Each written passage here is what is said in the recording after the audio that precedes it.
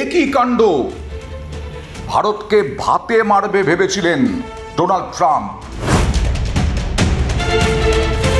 ভারতের কোথাও যাওয়ার জায়গা নেই ভেবেছিলেন ডোনাল্ড ট্রাম্প।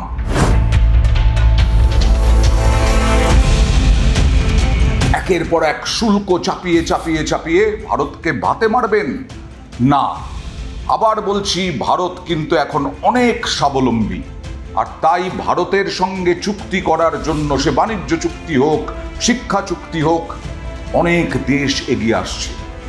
ভারত পাশে পেয়েছে রাশিয়াকে। চীন আমাদের শত্রু দেশ হতে পারে, কিন্তু চীন চাইছে বাণিজ্য চুক্তি, বারবার চাইছে বাণিজ্য চুক্তি, এবং বাণিজ্য চুক্তি আমরা সফল চীনের সঙ্গে। পাকিস্তানকে আঙুল চুষতে হবে বসে বসে। শুধু আমেরিকার প্রেসিডেন্টকে তেল মাখাতে হবে, সেখান থেকে অস্ত্র কিনতে হবে। চীন তার ফেলে দেওয়া অস্ত্র বিক্রি করবে পাকিস্তানকে, আর পাকিস্তান বসে বসে আঙুল চুষবে, পাকিস্তানের সাধারণ মানুষ মরবে। আজকেই ব্রিটেন 9টা বিশ্ববিদ্যালয় খুলবে এই ভারতে, এরকমটাই চুক্তি হয়েছে। ব্রিটেনের প্রধানমন্ত্রী আজকে এসেছেন, কিয়ের স্টারমার আজকে এসে ঘোষণা করেছেন যে ভারতে ক্যাম্পাস খুলবে ব্রিটেনের 9টি বিশ্ববিদ্যালয়। प्रधानमंत्री स्टारमर के साथ शिक्षा क्षेत्र का अब तक का सबसे बड़ा और प्रभावशाली प्रतिनिधिमंडल आया है। यह बहुत खुशी की बात है कि अब यूके की 9 यूनिवर्सिटीज भारत में कैंपस खोलने जा रही है। साउथहैम्पटन यूनिवर्सिटी के गुरुग्राम कैंपस का हाल ही में उद्घाटन हुआ है और छात्रों का पहला समूह प्रवेश भी ले चुका है। साथ ही गिफ्ट सिटी में यूके की 3 अन्य यूनिवर्सिटी के कैंपस निर्माण का कार्य प्रगति पर है। রাশিয়া থেকে তেল আমদানি আমরা বন্ধ করব না, রাশিয়া থেকে তেল কেনা বন্ধ করব না, কারো চাপের কাছে নতি স্বীকার নয়। দক্ষিণ আফ্রিকার সঙ্গে আমাদের বিরাট চুক্তি হয়েছে, সেই দক্ষিণ আফ্রিকাতে আমরা বিশ্ববিদ্যালয় করব। অর্থনৈতিকভাবে আমরা চুক্তি করছি, আমরা সাহায্য করছি বিভিন্ন দেশকে, তারা আমাদের পাশে। আমরা ধীরে হলেও গুছিয়ে নেওয়ার চেষ্টা করছি। যেমন ব্রিটেনের প্রধানমন্ত্রী আজকে আসার পরে পরেই বললেন 9টা বিশ্ববিদ্যালয় ভারতে ক্যাম্পাস খুলবে। যদিও কোন কোন বিশ্ববিদ্যালয় এখনো পর্যন্ত পরিষ্কারভাবে তিনি বলেননি, সেটা একেবারেই দু দেশের মধ্যে চুক্তির বিষয়, সেগুলো এখনই প্রকাশ্যে আনা যায় না।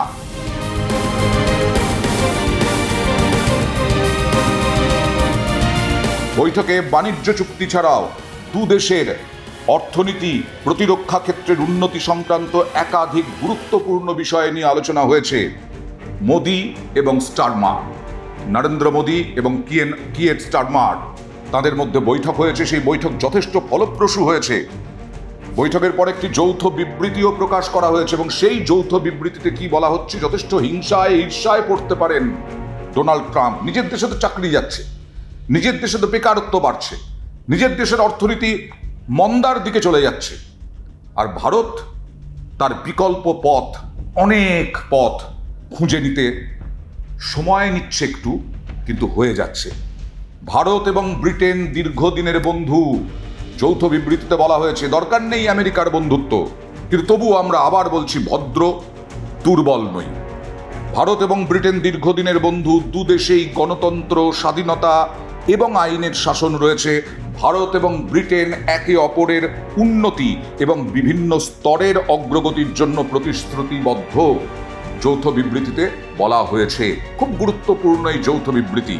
और आज जब मैं और प्रधानमंत्री स्टारमर मंच पर एक साथ खड़े हैं, तो ये हमारा स्पष्ट कमिटमेंट है कि हम एक साथ मिलकर दोनों देशों के लोगों के लिए एक उज्जवल भविष्य का निर्माण करेंगे।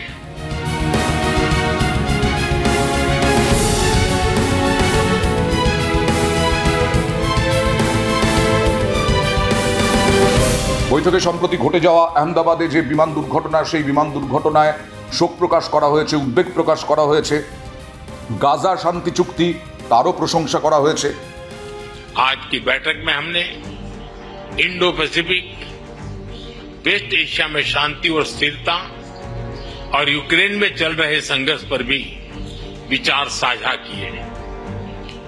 यूक्रेन कॉन्फ्लिक्ट और गाजा के मुद्दे पर भारत डायलॉग और डिप्लोमेसी से शांति की बहाली के सभी प्रयासों का समर्थन करता है।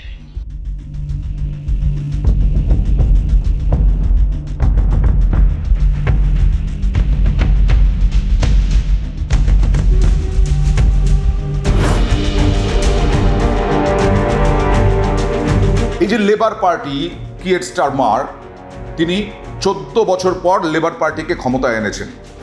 তিনি ব্রিটেনের 650টি আসনের হাউস অব কমন্সে 412 আসন জিতে সংখ্যাগরিষ্ঠতা অর্জন করে এই লেবার পার্টি। তার মানে বোঝা যাচ্ছে সেখানে গণতন্ত্র যথেষ্ট শক্তিশালী। আমাদের এখানেও গণতন্ত্র শক্তিশালী। আমরা এমন একটা রাষ্ট্রকে পাশে পাচ্ছি যাদের গণতন্ত্র শক্তিশালী, যাদের অর্থনীতি শক্তিশালী, যাদের প্রতিরক্ষা শক্তিশালী। মোদি ও স্টারমারের দিকে তাকিয়েছিল দুদেশই। গত জুলাই ভারত ব্রিটেনের মধ্যে মুক্ত বাণিজ্য চুক্তি হয়। সেই চুক্তি স্বাক্ষরিত হওয়ার পর এই প্রথম বৈঠক করলেন দুই রাষ্ট্রনেতা। আরও একজন ভারতে এসেছেন, তালিবান নেতা, তালিবান সরকারের মন্ত্রী। তিনি এই প্রথম তালিবান সরকারের কোনো মন্ত্রী ভারতের মাটিতে পা দিচ্ছেন। অর্থাৎ তালিবান সরকারকে ভারত স্বীকৃতি দেয়নি সেরকমভাবে, রাষ্ট্রসংঘও স্বীকৃতি দেয়নি, কিন্তু এখন পাকিস্তানকে চাপে রাখতে তালিবান সরকার প্রবল বিরোধী পাকিস্তানের বালুচিস্তান লিবারেশন অর্গানাইজেশন PLO, এই বালুচকে স্বাধীন করার জন্য যারা লড়াই করে চলেছে তাদের পেছনে রয়েছে এই তালিবান শক্তি। তালিবান আর যাই হোক না কেন পররাষ্ট্রনীতিতে ভারতের পাশে রয়েছে। এখন দেখবেন বহু ব্লগার যাচ্ছেন ভারতীয়, তাদেরকে যথেষ্ট আতিথেয়তায় ভরে তুলছে তালিবান সরকার। আর সেই তালিবান সরকারকে রাষ্ট্র স্বীকৃতি না দিলেও সেভাবে ভারত, তাও ভারতের সঙ্গে তারা ভালো সম্পর্কে আগ্রহী। আর তাই তালিবান সরকারের মন্ত্রী 6 দিনের জন্য এই ভারতে আসছেন। এবং 2021 সালে অগাস্ট মাসে আফগানিস্তানে দ্বিতীয় দফায় ক্ষমতা দখলের পর থেকে আজ পর্যন্ত ভারত সরকারিভাবে তালিবান সরকারকে স্বীকৃতি না দিলেও 4 বছর পরে একজন মন্ত্রী আসছেন, আমির খান মুত্তাকি। তিনি বিদেশ মন্ত্রী, অর্থাৎ বিদেশ মন্ত্রী পর্যায়ের বৈঠক হবে, আমলা পর্যায়ের বৈঠক হবে।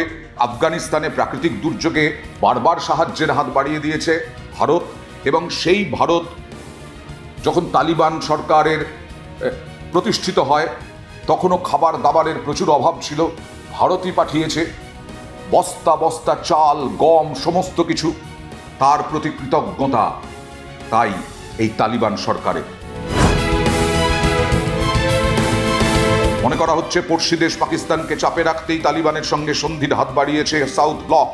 পাকিস্তানের বিভিন্ন জঙ্গি ঘাঁটি ধ্বংস করতে ভারতীয় বাহিনী সিঁদুর অভিযান চালানোর পর 15ই মে মুত্তাকির সঙ্গে ফোনে কথা হয়েছিল এস জয়শঙ্করের।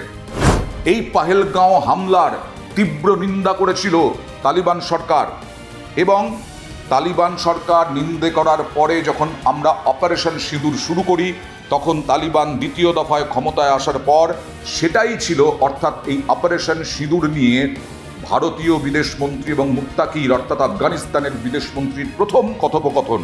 এবং তারপর থেকে ক্রমশ ভালো সম্পর্কের দিকে এগোয় ভারত এবং আফগানিস্তান। নয়া তালিবান শাসনে পাকিস্তানের সঙ্গে আফগানিস্তানের সম্পর্ক ক্রমশ খারাপ হয়েছে। এবার তাই সুযোগ নিতে উন্মুখ নয়াদিল্লি। আপনারা জানেন যে বিমান ঘাঁটি আফগানিস্তানের যে বাগরাম বিমান ঘাঁটি, সেই বিমান ঘাঁটি দখলে নিতে চায় আমেরিকা। আর তালিবান সরকার জানিয়ে দিয়েছে আগামী 20 বছর তারা যুদ্ধ করতে প্রস্তুত আমেরিকার সঙ্গে। কিন্তু কোনোভাবেই বাগরাম ঘাঁটি কেন, আফগানিস্তানের এক টুকরো জমিও তারা দিতে রাজি নয় অন্য দেশকে। এখানেই আমেরিকার সঙ্গে কনফ্লিক্ট।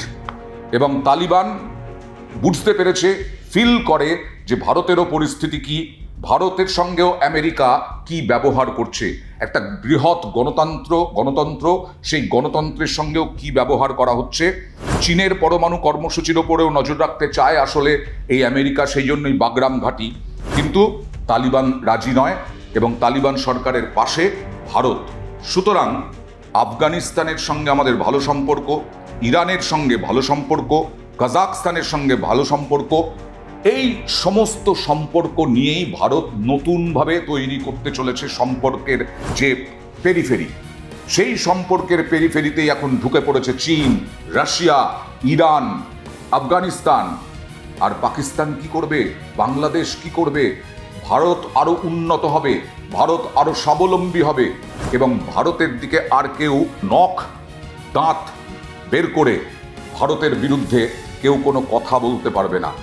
আমেরিকা না থাকলেও আমাদের কিছু যায় আসে না, বরং আমেরিকাই কিভাবে সামলাবে সে আমেরিকাই দেখুক।